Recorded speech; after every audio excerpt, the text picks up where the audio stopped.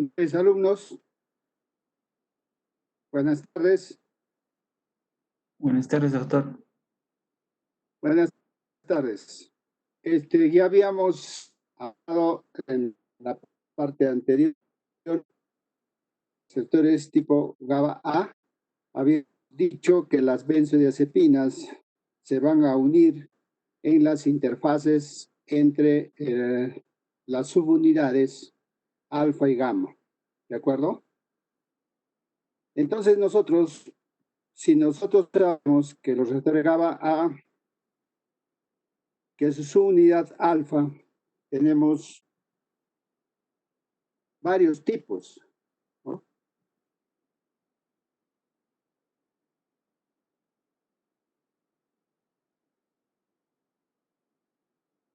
Los tipos 1, 2, 3, 5 y 6, ¿no? Habíamos dicho también que los tipos de los receptores alfa, ¿no?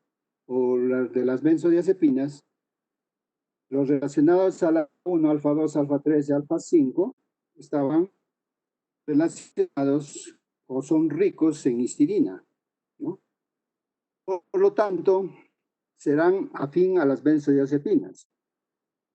También habíamos dicho el tipo alfa 4 y alfa 6 eran ricos en arginina. Estas variedades van a determinar los diferentes tipos de receptores a las benzodiazepinas. Y si nosotros vemos aquí un trocito del receptor, ¿no? Receptor tipo A para las benzodiazepinas, en la interfase entre la subunidad alfa y la subunidad gamma, ¿no? Se conoce, vamos a conocerlo como receptor omega, ¿no? O receptor de las benzodiazepinas. Por tanto, hemos visto que puede haber variedades y de los receptores a benzodiazepina, o que ahora en adelante vamos a hablar de los receptores omega, ¿no? Vamos a ver que los omega son de tres tipos. El omega 1, ¿no? Que está en el cerebelo, y el omega 2 en la amígdala. El 3, el omega 3, no lo vamos a tocar por la localización extraneuronal y además también porque se desconoce su función, pero no nos vamos a complicar. Entonces, tenemos que los receptores a benzodiazepinas están localizados en todo el sistema nervioso, pero hay algunas zonas en donde predomina un tipo que otro. Por ejemplo, en las zonas del cerebelo predominará, ¿no? Más el omega 1. Y en la zona de la amígdala predominará los omega 2. Es por eso como esas zonas del cerebro se pueden dedicar más a una función que a otra función, ¿no? El trabajo que van a realizar en esos receptores van a buscar una zona más en concreto y tienen más efecto de sedación.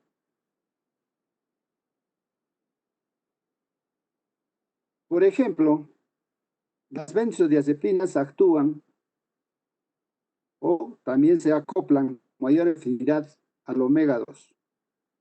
Tendrán más efecto como anticonvulsivo y relajante. Entonces tendremos acá que ver qué benzodiazepinas están más catalogadas para anticonvulsivante y qué fármacos están más relacionados con la relajación. Es por eso que algunas benzodiazepinas van a tener algún uso en concreto. Por ejemplo, si nosotros tomamos clonazepam, ¿no? El clonazepam va a estar relacionado como un anticonvulsivante. Y el diazepam como un miorrelajante. Pero desde un inicio de las clases dijimos que no los íbamos a encasillar con diagnósticos y tratamientos. No nos podemos guiar, ¿no?, a la hora de seleccionar una benzodiazepina, porque va a ser que si tiene preferencia por uno u otro, ya que estos receptores, como se ha dicho, están distribuidos por todo el cerebro y las benzodiazepinas tampoco son tan exquisitas en su especificidad. Me explico, hay algunos colegas para utilizar las benzodiazepinas cuando van a la consulta, no le tomamos interés a todo este aparataje de los receptores, ¿no?, de las benzodiazepinas. Le damos cualquier ansiolítico, ¿no?, sea para dormir, sea para relajar, ¿no? Y en la farmacia, lo que hacen es en la farmacia es distribuir los medicamentos tal o al antojo se les da. No explican bien para qué es el fármaco, ¿no? También habíamos dicho en la dosis que nosotros habíamos dado. Por ejemplo, si yo tomo una tableta de benzodiazepina, una tableta de 5 miligramos ayuda para relajarme.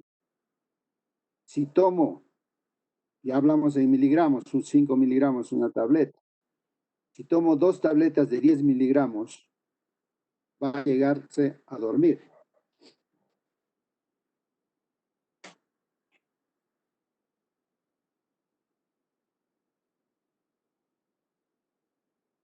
Por lo tanto, vamos a intuir, por tanto, aunque tuviese cierta especificidad, aumentando la dosis, va a actuar sobre su receptor, como también otro tanto de la dosis que podemos dar.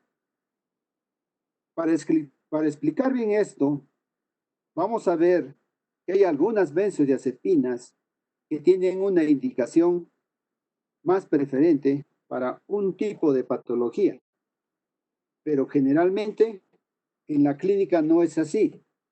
En la clínica no nos guiamos porque si la benzodiazepina actúa más sobre los receptores omega 1, receptores benzodiazepinas omega 1, o también receptores de benzodiazepina omega 2. Entonces, nos tenemos que guiar cómo indicar estos fármacos. Una forma que se ha visto es la forma de guiarnos por su tiempo de vida media. O también, mejor todavía, ver qué fármacos, qué benzodiazepinas producen metabolitos activos. Esto es importante porque hay pacientes ancianos o hay pacientes con patologías hepáticas principalmente, patologías renales, ¿no?, donde tenemos que buscar prácticamente que no produzcan metabolitos activos. ¿Dónde se producen los metabolitos activos?, ¿no? Entonces vemos en el mecanismo de acción.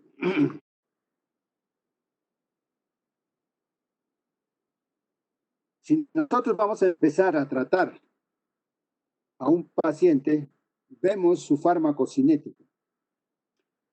¿Cómo es que se va a absorber la benzodiazepina? ¿Cómo es que se va a distribuir la benzodiazepina?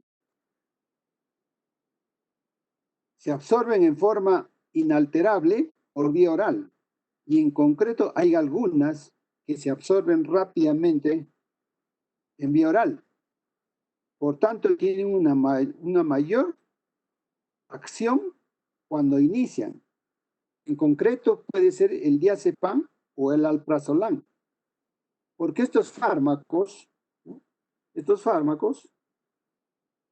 el diazepam, alprazolam, lorazepam, ¿no?, estos fármacos, en su farmacocinética en la absorción, muchas veces los pacientes se les pone debajo de la lengua sublingual y la saliva hace la acción de disolver y se produce la absorción de estos fármacos. Entonces también podemos explicar cómo es que se absorben por la vía oral. También podemos explicar en la práctica por qué, cómo se absorben, ¿no? Por vía intramuscular. En farmacología hemos dicho que la absorción tiene que ir, ¿no?, a todo el sistema circulatorio por vía intravenosa. Pero actualmente la función o el uso más frecuente es la vía oral. La mayor rapidez de absorción, ¿no?, de las benzodiazepinas, tenemos que verlas dónde se metaboliza. Hemos dicho que los fármacos de las benzodiazepinas se metabolizan a nivel hepático. Y entonces vemos nosotros que algunas benzodiazepinas se metabolizan en las reacciones de la fase 1. Ya habíamos hablado en la farmacodinamia. Aquí, ¿qué comprende? Si recuerdan, comprende a un proceso de oxidación y a un proceso de reducción. Si es un proceso de oxidación, ¿no?, vamos a ver que se hace el lipofílico. Y si es un proceso de reducción, va a haber hidrólisis, ¿no? Algunas benzodiazepinas se metabolizarán en la fase 2, ¿no? En la fase 2, que prácticamente ahí no se va a producir metabolitos activos. Y sin embargo, las que se van a metabolizar para formar metabolitos activos es en la fase 1. Pero cuando llega al hígado, puede metabolizarse o biotransformarse a través de reacciones de la fase 1 o la fase 2. Entonces, este tipo de reacciones que ocurren en la fase 1 y en la fase 2, ya hemos dicho también que en la fase 2, sino que nosotros queremos que sea más hidrofílico, ¿no?, para su mecanismo de acción. Entonces nosotros vamos a ver que en esta fase 1 van a estar mediados por el CYP450. Como habíamos dicho en la clase anterior también, en concreto, sabemos que la familia más abundante dentro del citocromo es de 3 a 4, y estas reacciones de la fase 1 comprenden reacciones de oxidación, reacciones de hidrólisis, ¿no?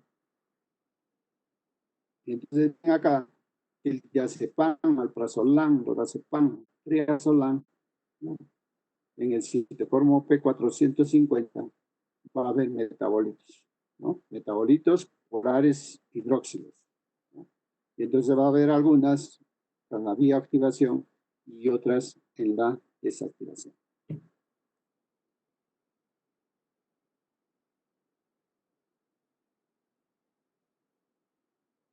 El metabolismo y la eliminación también habíamos mencionado que es un proceso continuo. Básicamente, la metabolización y la eliminación precede uno del otro, ¿no? Cuando hay que metabolizar al fármaco, ¿no?, después vamos a eliminar el fármaco, pero en la metabolización, ¿no?, pasa para la eliminación. Y entonces habíamos dicho también en la clase anterior, ¿cuál es la lógica? Si tú tienes un fármaco, ¿no?, que prácticamente lo has hidrolizado, ¿no? Entonces, ¿cuál es la lógica? ¿Qué ha pasado en las membranas? ¿Qué ha pasado a nivel del hígado? ¿Qué ha pasado en los tejidos? Especialmente los tejidos metabolizantes, ¿no? Y en este caso habíamos dicho también que la mayor parte de la metabolización se hace en el hígado, que lo va a hidrolizar y lo va a reducir. Hay una reacción de óxido-reducción, ¿no? En la fase 1.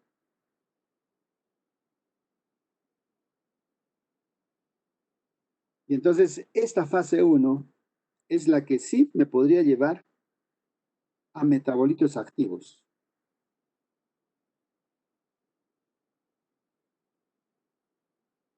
Pero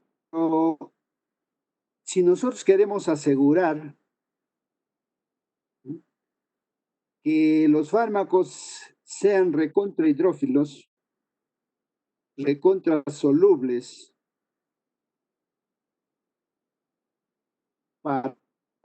tenemos que pasar por la fase 2.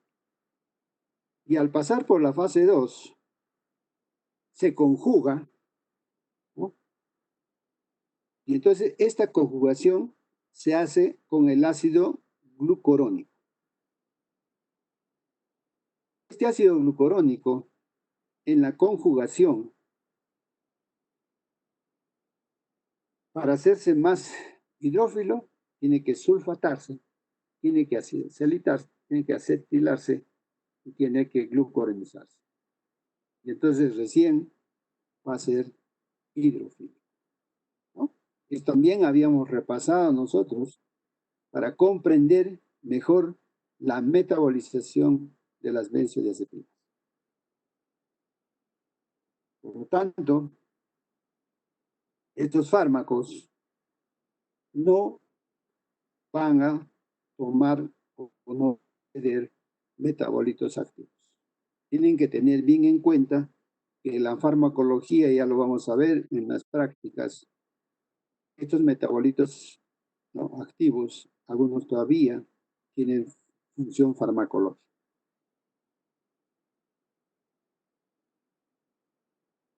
La conjugación con el ácido glucurónico y la reacción de la fase 2, que no dan metabolitos activos, hay benzodiazepinas. Algunas, por tanto, se metabolizarán en la reacción de la fase 1, ¿no? Y esas reacciones de la fase 1 sí va a haber metabolitos activos. Otras se metabolizarán en las reacciones de fase 2, que no producen metabolitos activos.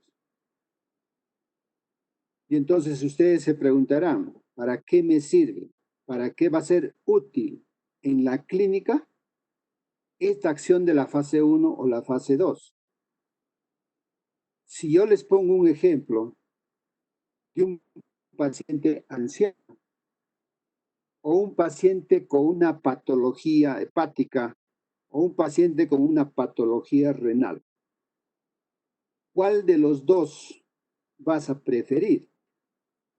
¿Fármacos que se metabolicen en la fase 1 o fármacos que se metabolicen en la fase 2? De hecho, por las reacciones de conjugación, vamos a preferir estas patologías benzodiazepinas, ¿no?, que hagan las reacciones de conjugación y que no haya metabolitos activos. Y eso produce en la fase 2. En concreto, ¿cuáles son ellos, estas benzodiazepinas? El orlorazepam, el oxazepam, el temazepam. Si nosotros hemos llegado a este punto, lo que hemos visto, ¿cuáles serían las indicaciones generales? ¿Para qué se usan? Como hemos visto, algunas van a tener una indicación más que otra, en concreto. Y si nuestro paciente que hemos indicado nos acude a la consulta con este paciente patópata o este paciente anciano, de hecho que Ustedes van a preferir el lorazepam, el oxazepam o el temazepam, cualquiera de ellos. Y aquí surgirán metabolitos activos o no. Y como parámetros farmacocinéticos, ya nosotros habíamos estudiado que era una relación con la excreción. Por lo tanto, vamos a hablar sobre los fármacos de acuerdo al tiempo de vida media.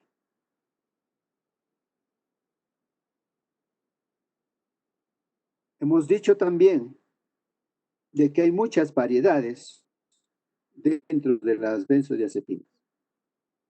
Por lo tanto, la hemos clasificado en grupos, ¿no? De acuerdo a su vida media. Habrá unas benzodiazepinas de acción prolongada, por lo tanto, ¿no? En más de 24 horas. Habrá la clasificación intermedia, las benzodiazepinas, de 12 a 24 horas. Habrá unas de vida media corta, de 6 a 12 horas, y habrá en menos, ultra corta.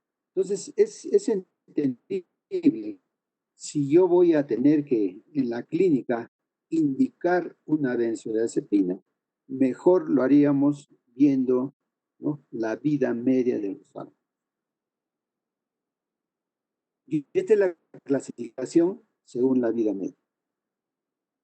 Tenemos nosotros la de acción prolongada, más de 24 horas, ¿no? El diazepam, el clonazepam, el clonazepam, el clorazepam. Principalmente el diazepam, el clonazepam y el clorazepam, ¿no? ¿Cuál sería su ventaja? Lenta aparición de los síntomas tras suspender la medicación. La desventaja es presencia de metabolitos activos. Se hace estos de fase prolongada, se estarían metabolizando en la fase 1. Y habrá acumulación de dosis múltiples. Las de acción intermedia, vida intermedia, el lorazepam principalmente, el flunitrazepam y el bromazepam. Las ventajas, el nivel terapéutico, son más rápidos, ¿no?, que las de vida prolongada. La desventaja, que es importante, la latencia de acción. Los de vida corta, ¿no?, el oxazepam, el tenazepam, el prazolam, ¿no? Las desventajas, no disponible para administración intravenosa, ¿no?, por vía oral. Y las de vida media ultra corta, que son las de menos 6 horas, el triazolam y el midazolam. La ventaja es simple, ¿no? Escasa acumulación en dosis múltiples. La desventaja, el contexto es sensible, mayor que el propofol, variabilidad interindividual. ¿Por qué mencionamos el propofol?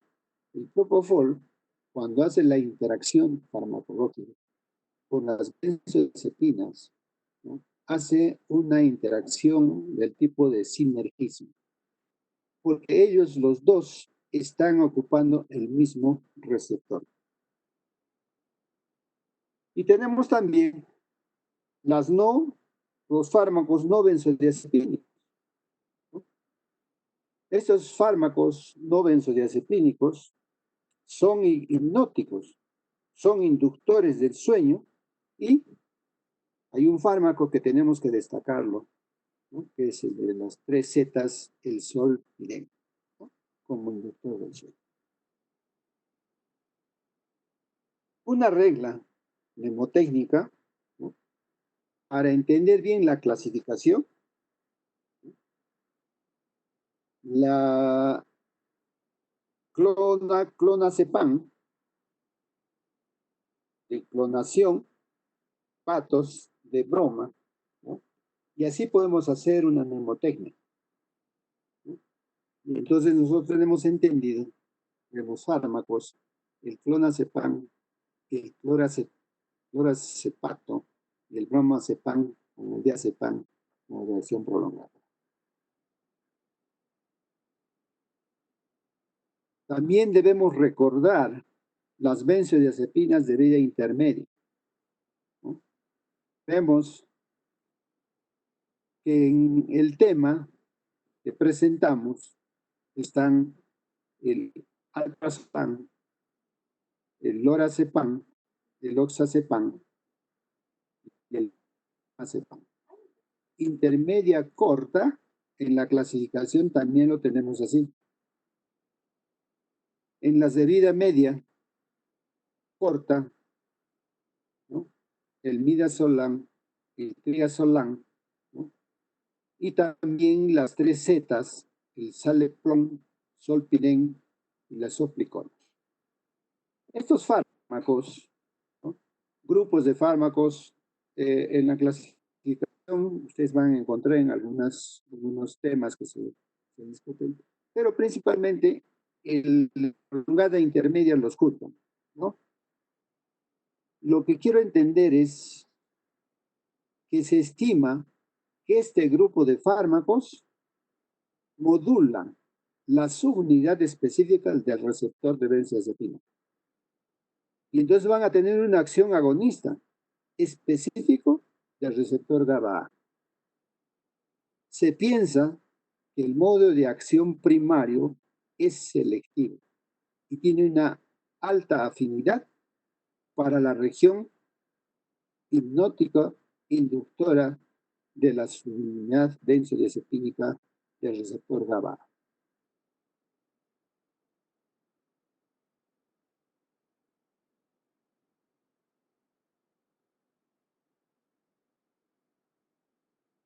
El midazolam, el triazolam y el de las tres zetas.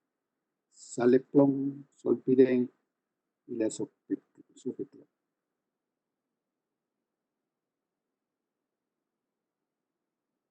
Estos tres últimos son fármacos hipnóticos, no benzodiazepínicos, son inductores del sueño, como ya hemos visto. Un grupo de fármacos que tenemos que recordar son los que se metabolizan por reacciones de la fase 2. Si recuerdan, estas reacciones de fase 2 es por conjugación. Y esta fase 2 no producía metabolitos activos, también como lo hemos dicho. Hemos también, volvemos a repetir, ¿no? En esta fase 2 era importante, ¿no? Para pacientes patópatas o pacientes ancianos, y tenemos que tenerlos siempre presentes, especialmente en la clínica cuando los pacientes vengan a consultar.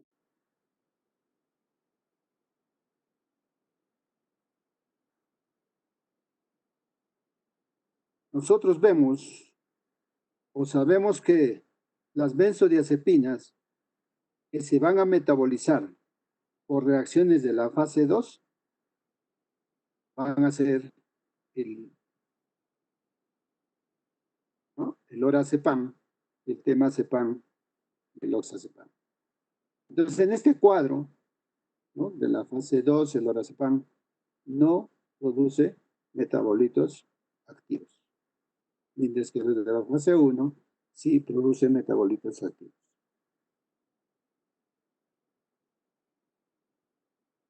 Entonces, no podemos olvidarnos que las benzodiazepinas de vida media larga, que puede utilizarse para el uso de la acción del fármaco en todo el día. Por otro lado, las benzodiazepinas de vía intermedia y las benzodiazepinas de metabolización no hepática o de metabolización de la fase 2.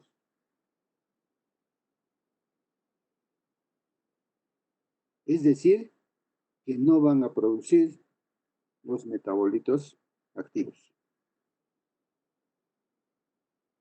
La vida media larga se prefiere para tratar la ansiedad, ¿no? Si nosotros vamos a tratar la ansiedad, nosotros tenemos que tener entendido que el paciente tiene que estar cubierto todo el día. No se le puede dar un fármaco a un paciente ansioso, deprimido, temeroso, etcétera, un fármaco que sea solo por horas. Debe ser todo el día. Y en estos fármacos tenemos el el clorazepato, el bromoazepam y el diazepam. En los fármacos, a las benzodiazepinas de vía intermedia se van a preferir para tratar el insomnio, ¿no? De sueño. O sea, aquí no nos interesa estar todo el día y no nos interesa, por tanto, tener el efecto residual al levantarnos. En estos fármacos serán el diazepam, el alprazolam, el lorazepam y la triamcinolona.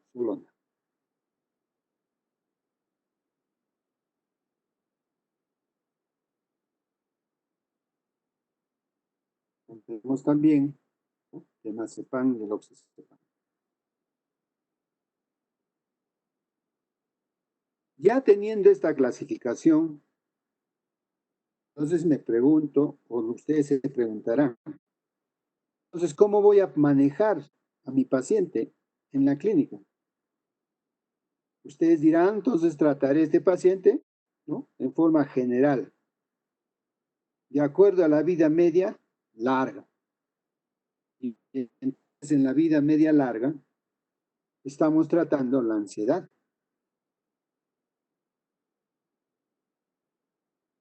Entonces, vida media prolongada. Es decir, cuando el paciente está ansioso todo el día o es una ansiedad larga y nos conviene tenerlo cubierto durante todo el día.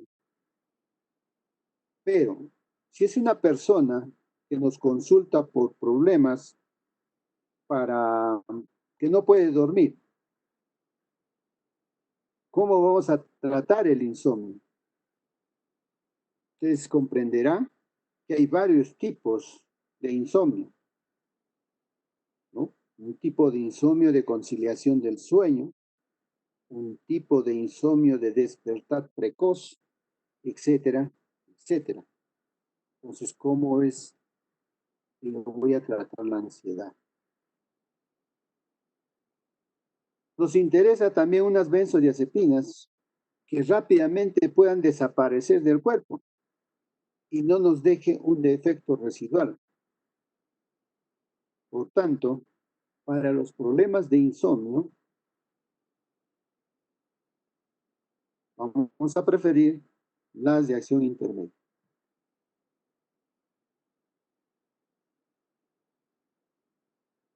Vamos a ver las indicaciones de las principales benzodiazepinas referente, por ejemplo, a la ansiedad. Si nosotros tenemos un paciente ansioso, trataremos en la forma aguda, ¿no? Es decir, preferirle menos de 3 meses, incluyendo un mes de retirada del fármaco. Aunque en la práctica vamos a ver que muchas veces se utiliza de forma crónica el fármaco, como se automedican los pacientes o como las farmacias lo venden. Hay pacientes que crónicamente tienen el problema del uso de las benzodiazepinas. Empezarán con 0,5 miligramos, pasarán a 1 miligramo, a 2 miligramos y no van a poder conciliar el sueño. Entonces se hace forma crónica. Podemos también utilizar benzodiazepinas como coadyuvantes al inicio, ¿no?, del tratamiento con antidepresivos. Estos antidepresivos, ¿no?, también como hemos dicho, podemos usarlos también antes del tratamiento agudo o antes del tratamiento para el insomnio. Lo ideal no es tratar más de 2 meses, incluyendo el mes de retirada, ¿no? Tenemos acá las indicaciones de depresión, ansiedad y la depresión, psicosis, ¿no? Que nos puede llevar a este tipo de pacientes.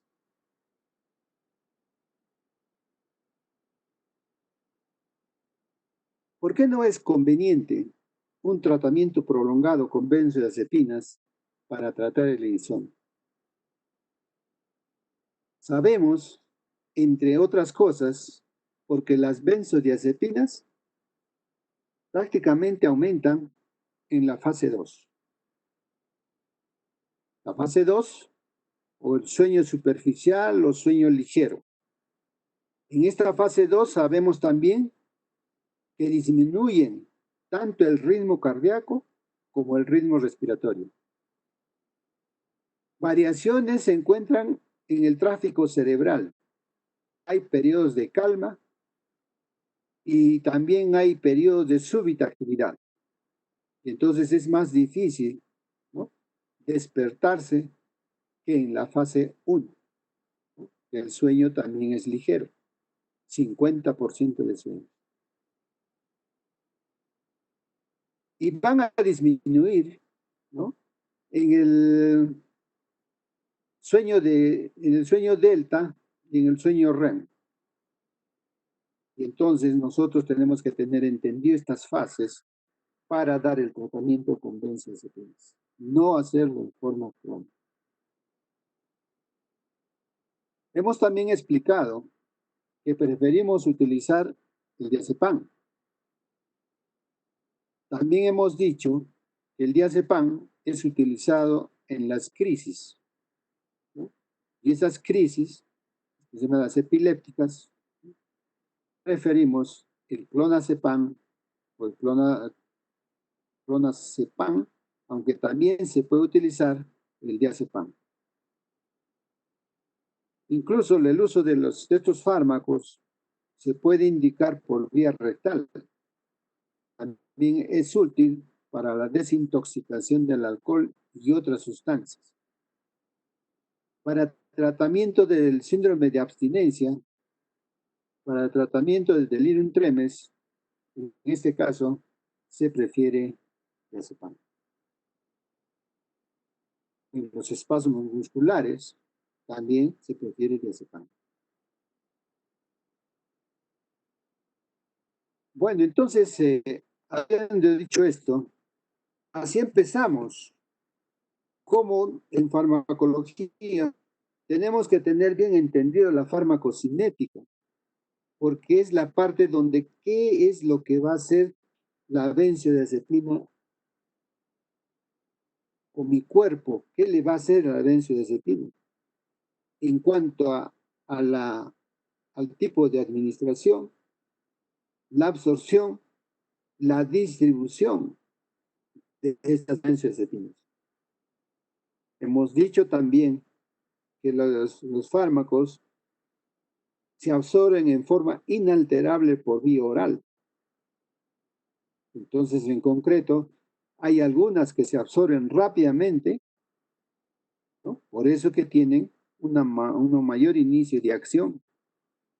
Eso lo hace el diazepam, alprazolam, lorazepam, triazolam.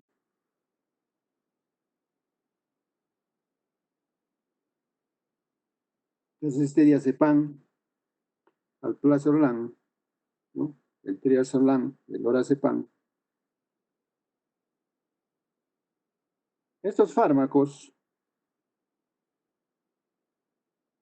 como también se pueden absorber por vía intravenosa, pero la vía de uso más frecuente es la vía oral. Entonces van a tener mayor rapidez de absorción. Hay un síndrome o la enfermedad de la caticia, que es secundaria. El tratamiento con antipsicóticos de la acaticia. Acaticia es la inquietud motora y es un efecto adverso extrapiramidal de muchos antipsicóticos. Y en este caso, vamos a preferir, ¿no?, usar el clonazepam o lorazepam.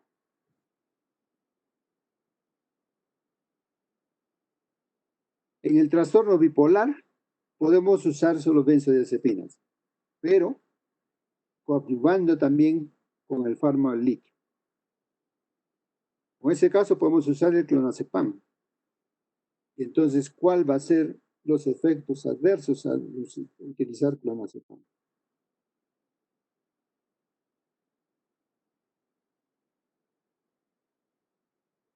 Los efectos adversos se presume o se intuye que uno de ellos más frecuentes va a ser la hipersedación. Como ya dijimos en la clase, cuando hablamos de los receptores GABA, todas las sustancias que jugaban alrededor del receptor GABA-A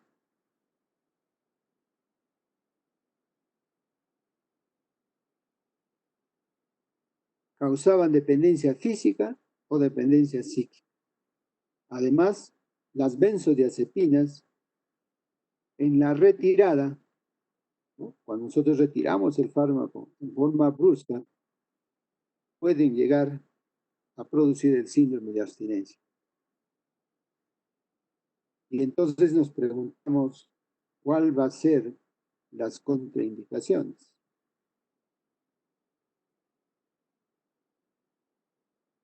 Estoy aumentando el neurotransmisor GABAérgico, estoy aumentando el efecto de este neurotransmisor, que es depresor del sistema nervioso.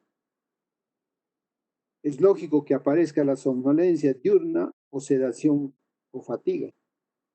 También habrá debilidad muscular, ¿no?, como hablamos sobre la relajación de los músculos striados, vértigos, cefaleas, efectos paradojales, ¿no?, en la parte clínica. Y también se presentarán taquicardias, hipertensión, alucinaciones, dicho de la paranoia, insomnios, temblores, problemas de concentración, hasta incluso podemos ver las crisis convulsivas.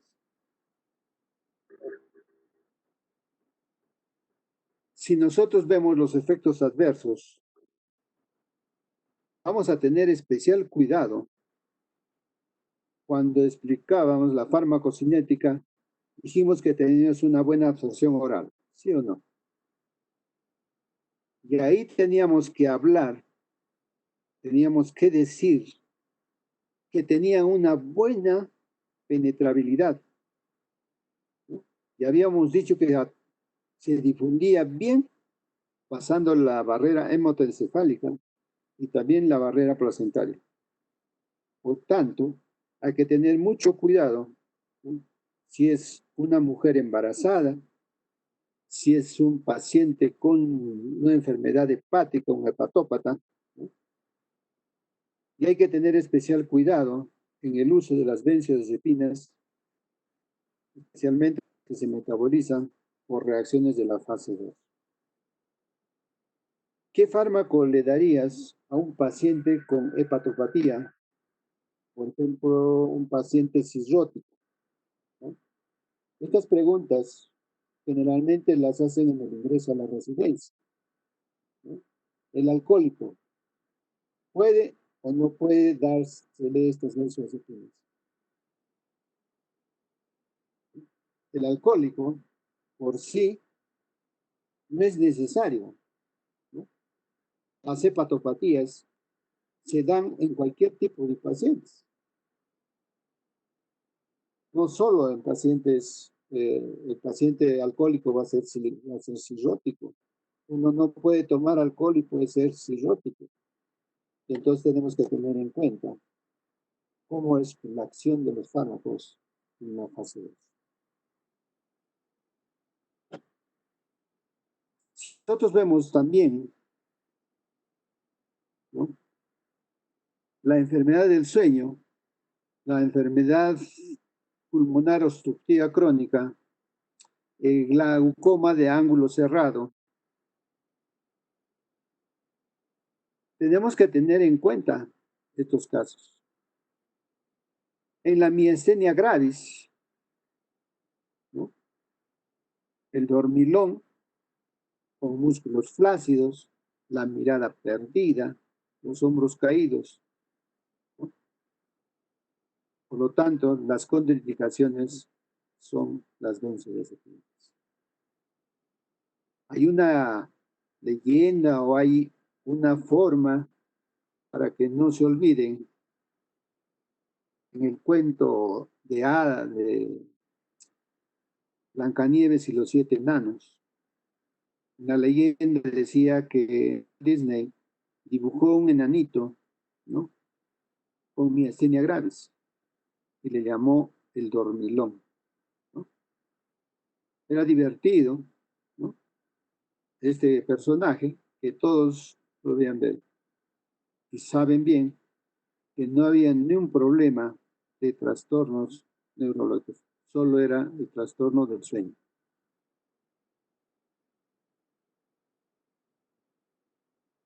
Para recordar las contraindicaciones de las benzodiazepinas, estarán contraindicarlas, usarlas en especial, con especial precaución en el apnea del sueño, en la enfermedad pulmonar obstructiva crónica, también en el embarazo y la lactancia, especialmente también en la enfermedad hepática, donde hay que tener especial cuidado. Pero si es que lo usamos, hay que usar preferiblemente las benzodiazepinas de metabolización no hepática, que son las de metabolización de la fase 2. Y por último, las contraindicaciones de miastenia gravis, la que vamos a ver que afecta a los reflejos, no afecta las pupilas. Es una característica de la miastenia, ¿no?, va a tener presente los reflejos miotácticos normales. No hay trastornos de la sensibilidad, no hay calambres y no existe alteración en el sistema nervioso autónomo. Eso es lo importante que tenemos que tener en cuenta acá, ¿no?, incluidas también las pupilas. Entonces vamos a recordar las contraindicaciones de las benzodiazepinas. ¿Cómo trata una intoxicación aguda por benzodiazepinas? Ya dijimos en la clase anterior, cuando hablamos de fisiofarmacología de los receptores GABA, existía un fármaco, se denomina flumazenil. Este fármaco interactúa, ¿no?, directamente sobre el receptor GABA, ¿no?, en el mismo lugar, en la misma interfaz, ¿no?, donde actúan las benzodiazepinas. Por lo tanto, como un antídoto de la sobredosis, ¿no?, de las benzodiazepinas, que es el flumazenil. Si actúa sobre el mismo receptor, por lo tanto, competirá con el receptor, ¿no?, y volverán nuevamente las acciones o los efectos adversos de las benzodiazepinas.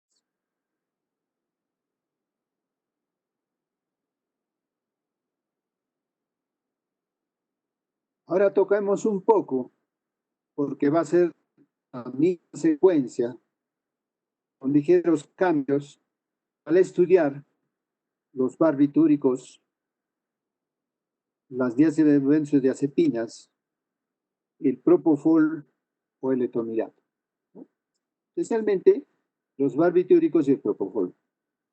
Hoy en día no se está utilizando ya los barbitúricos, como dijimos en la clase anterior, por sus efectos adversos, por sus efectos que pueden llegar al coma, a la muerte, ¿no? Por su uso, nosotros, por ejemplo, en anestesiología, ya no utilizamos el fenobarbital como barbitúrico de acción en la premedicación, sino hoy en día estamos utilizando el propofol. Entonces, estos fármacos van a actuar en estas 5 subunidades: los alfas, los betas y el gamma. Por ejemplo, el propofol y los barbitúricos, ¿cuál es la acción? Va a disminuir la decisión del GABA en su receptor. Por lo tanto, va a haber mayor duración. Si yo utilizo una benzodiazepina, como es el midazolam, le voy a poner, y el ejemplo que para la primera práctica va a ser este: la inducción de un paciente para que se pueda intervenir quirúrgicamente. Es la primera práctica que va a ser con mi grupo, donde vamos a ver que utilizamos el midazolam como benzodiazepina y el propofol como inútil. Entonces, ahí en el receptor GABA no va a haber una disociación, sino va a haber una acción. Con el barbitúrico, con el pentotal, sí va a haber una, por eso es que no se coloca. También tenemos que decir que los barbitúricos son análogos al GABA.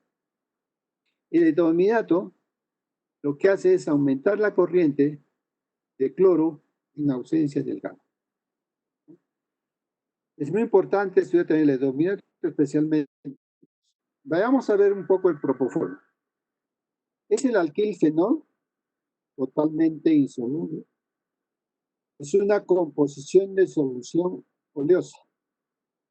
Si es una solución oleosa, blanca, como ven, me hubiera gustado utilizar este fármaco, ¿no? Y su composición va a ser 1% de propofol, 10% de aceite de soya, que antiguamente le achacaban, ¿no?, como que era en su composición el que traía las alergias, ¿no? En los años, hace 10 años, como hoy en día ya se ha corregido, ya no tiene esa acción de producir alergias.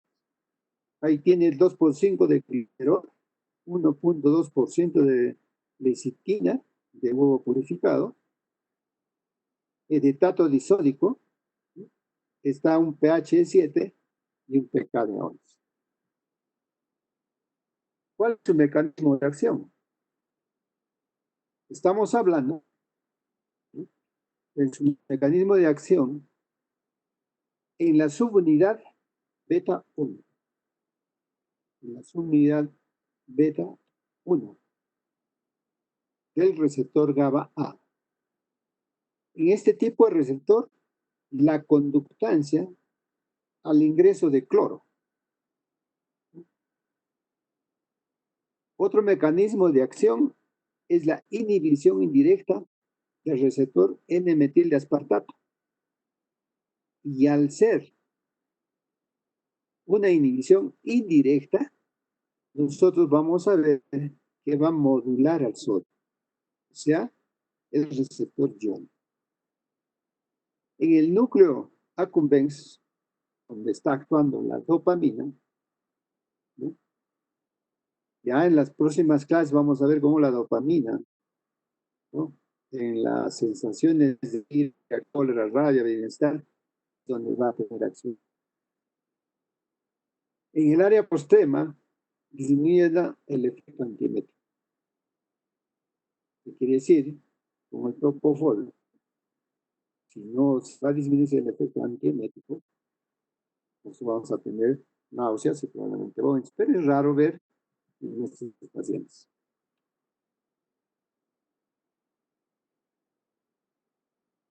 ¿Cómo se metaboliza el propofol? La metabolización es hepática, ¿no?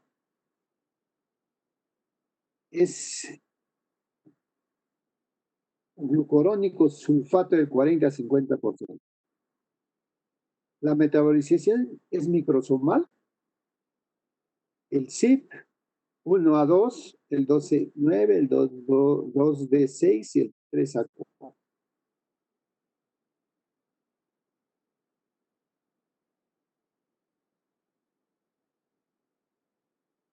Y el metabolismo extrahepático, que se hace a nivel renal, ¿no?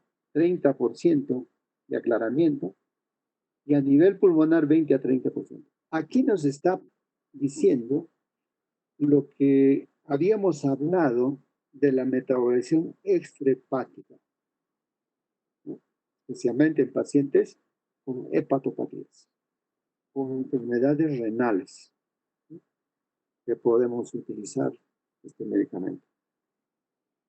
Y se va a unir a proteínas en un 97 a 99%, especialmente la albúmina. Entonces ustedes verán acá que si está unido a proteínas el 97 al 99%, ¿qué quiere decir en el mecanismo de acción y los efectos los efectos adversos? Si tenemos un margen de 3 a 1, de 1 a 3% de fracción libre del propofol, ¿será más tóxico o será menos tóxico?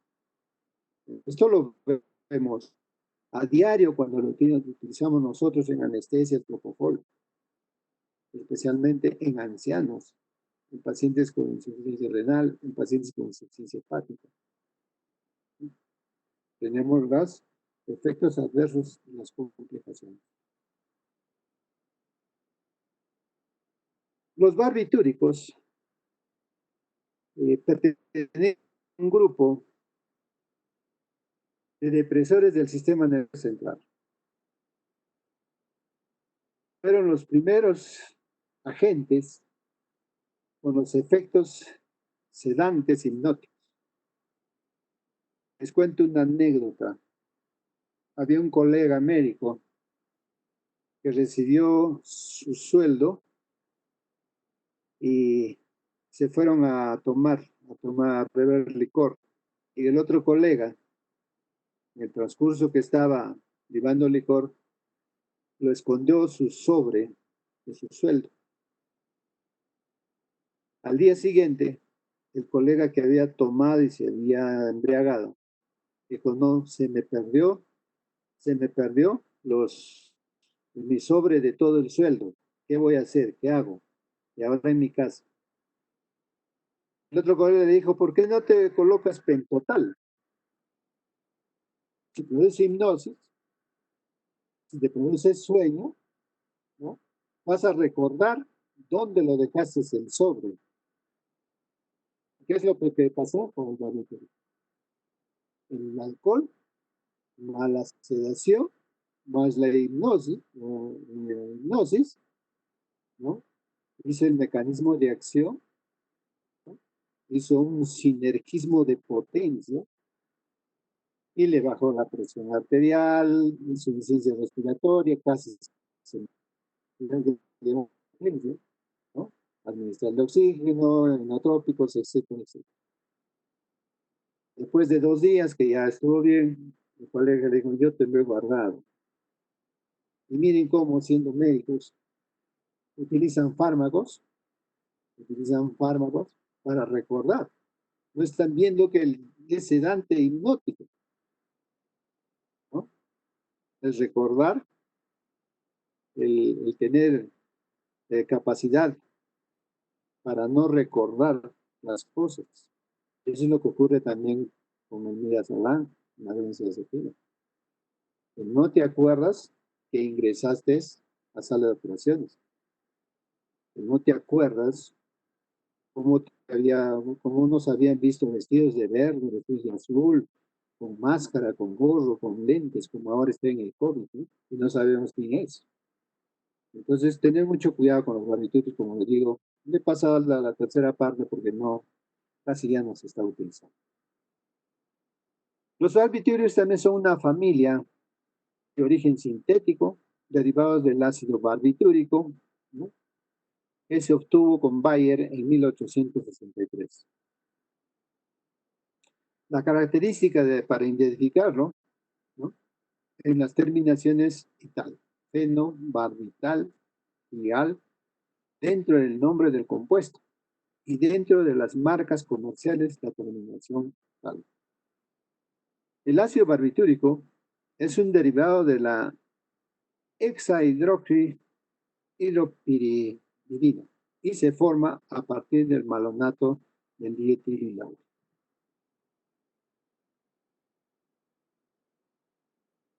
¿Cuál es el modelo farmacocinético de los barbitúricos? Ustedes ven que es un modelo tricomportamental. Cuando hablamos de modelo tricomportamental, son 3 compartimientos, ¿no? Entonces, en el primer compartimiento estará, ¿no?, el fármaco en los órganos más irrigados. En el segundo compartimiento estarán los órganos, ¿no?, menos irrigados, que son el músculo, ¿no?, el hueso, y en el tercer compartimiento está la grasa. Entonces, si este modelo farmacocinético de los barbitúricos lo tomamos en cuenta, mejor vayamos a la vida media de distribución, porque habrá pacientes gorditos, flaquitos, altos, bajos, ¿no? Y entonces, ¿dónde está el fármaco? Nosotros lo administramos.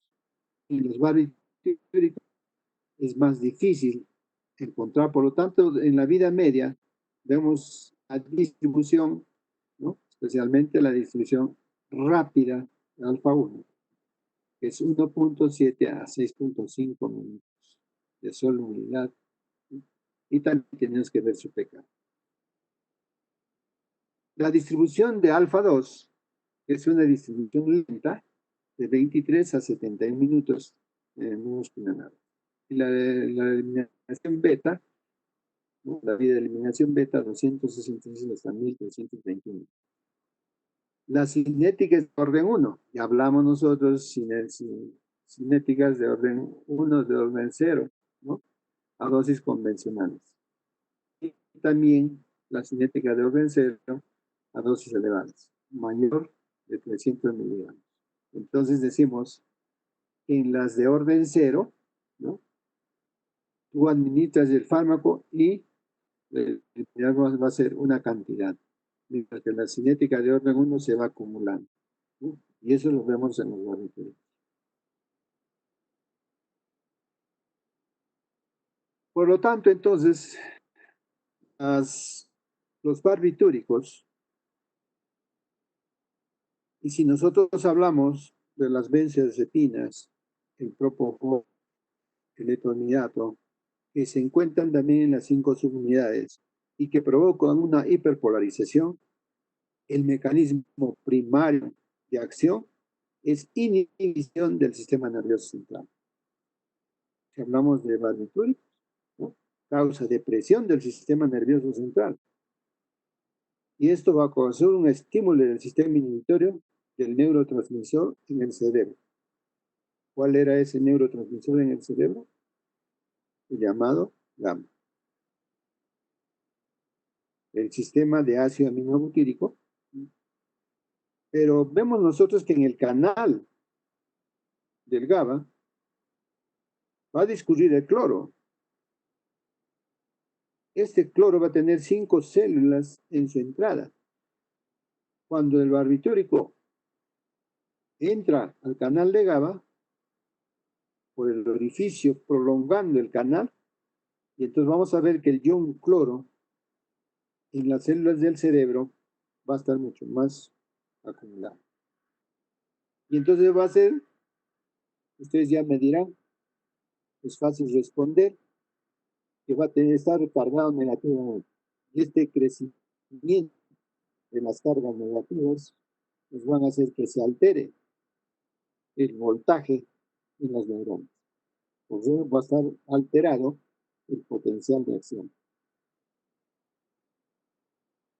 Entonces, si va a estar alterado, va a hacer que las neuronas resistentes a los impulsos, ¿no? Un impulso nervioso,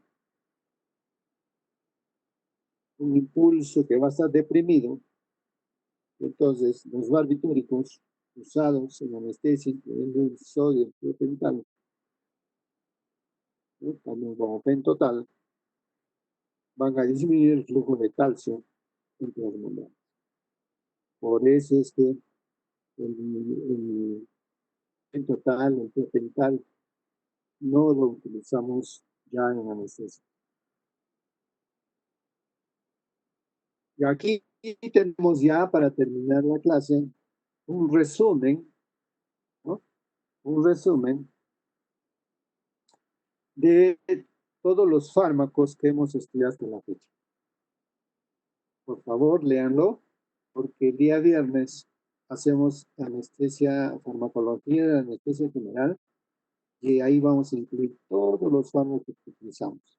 Y el grupo de prácticas, en mi grupo de prácticas, que debe ser a partir de las 9 de la mañana, vamos a hacer lo que es un caso clínico, ¿no? En la inducción de un paciente quirúrgico. Vamos a utilizar dos fármacos nada más, vamos a utilizar: las benzodiazepinas y los hipnóticos. No vamos a tocar todavía los analgésicos, porque también los analgésicos utilizan este tipo de receptor, ¿no? Entonces, en las subclases, los barbitúricos, los hipnóticos, los agonistas receptores de los dopamina, ¿no? Como también las benzodiazepinas y los antagonistas de las benzodiazepinas. Su mecanismo, sus efectos, sus aplicaciones clínicas, la farmacocinética, la toxicidad y las interacciones. Señores alumnos, con esto hemos terminado la clase de hipnóticos y sedantes, y el día viernes a las 7 de la mañana estaremos farmacología de la anestesia general. Si no hay preguntas,